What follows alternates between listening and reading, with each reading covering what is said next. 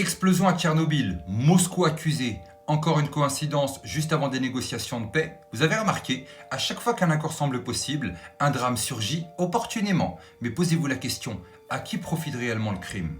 Depuis 2 ans, les médias répètent en boucle que Poutine a détruit la sécurité de l'Europe.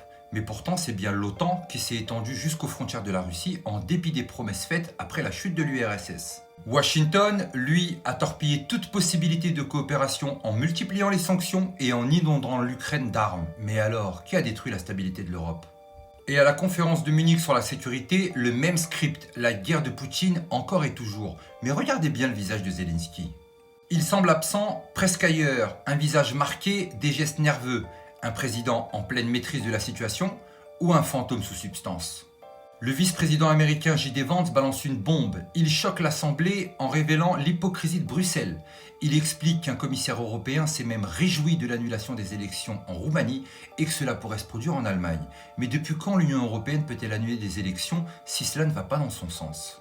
Et pendant que l'Union européenne dérive vers l'autoritarisme, Kiev nous sort une nouvelle provocation. Tchernobyl attaqué par un drone russe. Mais attendez, pourquoi la Russie frapperait-elle une installation nucléaire sur son propre sol? À qui profiterait ce crime si ce n'est que pour saboter des négociations de paix?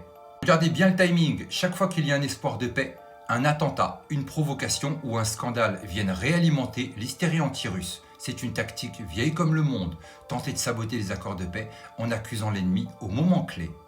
Ce n'est pas la première fois qu'on nous vend ce genre d'opération sous de fausses bannières. Souvenez-vous du gazoduc Nord Stream.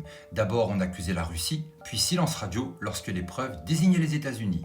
Ici, même schéma. Une explosion, une indignation médiatique, puis des preuves qui disparaissent quand l'affaire ne sert plus le narratif occidental. Et si cette attaque contre Tchernobyl n'était qu'une mise en scène pour empêcher un accord entre Moscou et Washington? On nous vend l'image d'une Europe démocratique et pacifique, mais regardez bien, censure, surveillance, élections annulées. Les provocations sous de fausses bannières se multiplient pour justifier une guerre sans fin. Mais alors d'après vous, qui veut réellement la paix et qui cherche réellement à tout saboter pour garder le contrôle? Dites-moi en commentaire et n'oubliez pas de partager cette vidéo si vous la jugez intéressante. Mais surtout n'oubliez pas, on n'est clairement pas au bout de nos surprises.